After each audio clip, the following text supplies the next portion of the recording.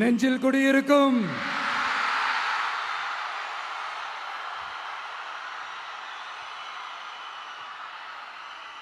தமிழக மக்கள் உங்கள் அனைவருக்கும் என்னுடைய வணக்கமும் என்னுடைய நன்றிகளும். குறிப்பா திருச்சி கிழக்கு தொகுதி மக்கள் உங்கள் அனைவருக்கும் என்னுடைய ஸ்பெஷல் வணக்கமும் ஸ்பெஷல் நன்றிகளும்.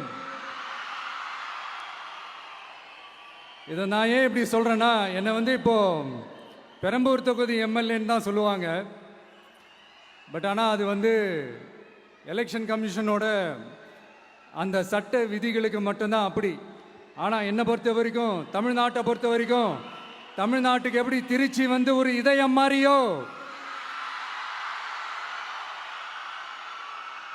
அந்த மாதிரி என்னோட இதயத்துக்கு திருச்சி கிழக்கு தொகுதி மக்களும் ரொம்ப ரொம்ப ரொம்ப க்ளோஸ் தான்.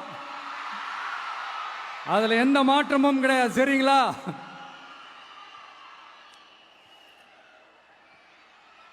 ஆட்சிக்கு சில வாரங்கள் கூட ஆகல.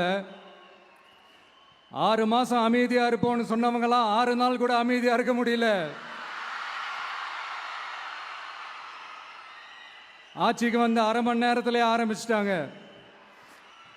பாவம், ஒரு கல்யாண வீட்டிலலாம் போய் புலம்பிட்டு இருக்காங்க. நான் சொன்னதெல்லாம் நடக்குதா? 1 by 1 எல்லா புலம்பல்ஸும்.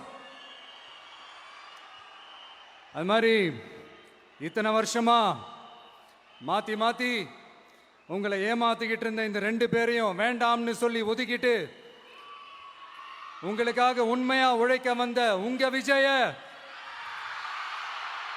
உங்க அண்ணனை, உங்க தம்பிய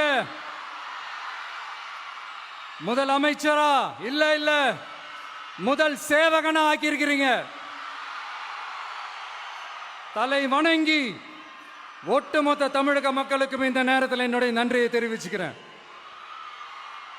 இந்த நேரத்தில் எங்களுக்கு ஆதரவு தெரிவிச்ச அத்தனை இயக்கங்களுக்கும், அத்தனை இயக்கத்தின் தலைவர்களுக்கும் மீண்டும் என்னுடைய நன்றியை தெரிவிச்சுக்கிறேன்.